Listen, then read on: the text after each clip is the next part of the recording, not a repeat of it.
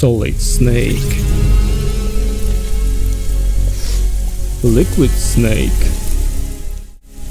If we could create a snake that could be placed in between them, we would get a gooey snake. But today's story is not about snakes, Metal Gears, or uncomfortably long ladder climbs.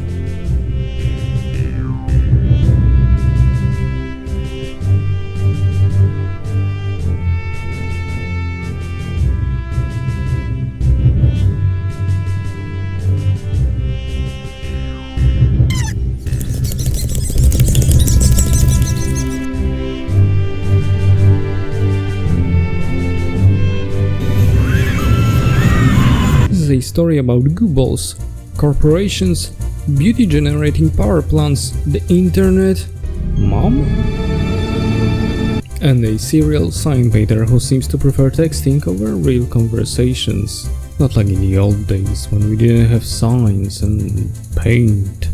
The game's main objective is getting goo balls to the pipes. To achieve this, we will have to build structures out of goo that will connect the bulbs with the pipe.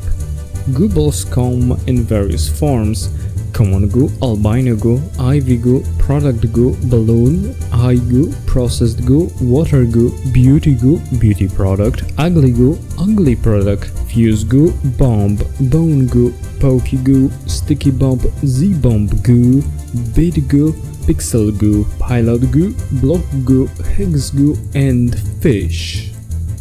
Not that fish. This game has so much goo, you don't have to produce any on your own. Not all of them are used for building, they serve their own purpose in the puzzles. Different properties of goo balls combined with various environmental dangers and creative level design make the challenge interesting, and I didn't have the feeling that levels get very repetitive. Nicely working physics is a cherry on top. Goo balls connect to each other in a rather natural way, meaning that it's quite difficult to build exactly the same structure twice, because of varying lengths of the connections that form between goo balls. I have to say that it has an impact on the gameplay, and a couple of times I felt like I couldn't complete the level because of that mechanic. Sometimes my structure lacked length or rigidity, but I guess it's a fair trade-off.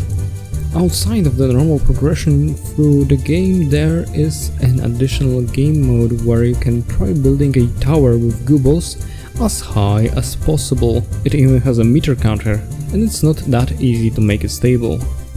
The last of the goo balls didn't know they were part of something bigger. In fact, they slid through the pipe without looking at the explosions.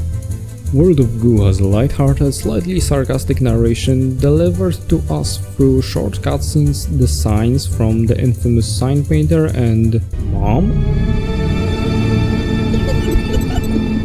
The game's graphics come from 2008, but I wouldn't notice that if I didn't know the release date. It's not because of extreme technologies, but because of the simple and fun art style. This fact also allows you to play World of Goo on any potato PC or laptop you own. What about the audible side of the experience? The soundtrack is nice and fits the game's character pretty well, with various tracks that are aimed at matching the currently played level's vibe. And that's the World of Goo, a fun and lighthearted puzzle experience. What do you think about this game? Please share in the comments. Thanks for watching, goodbye.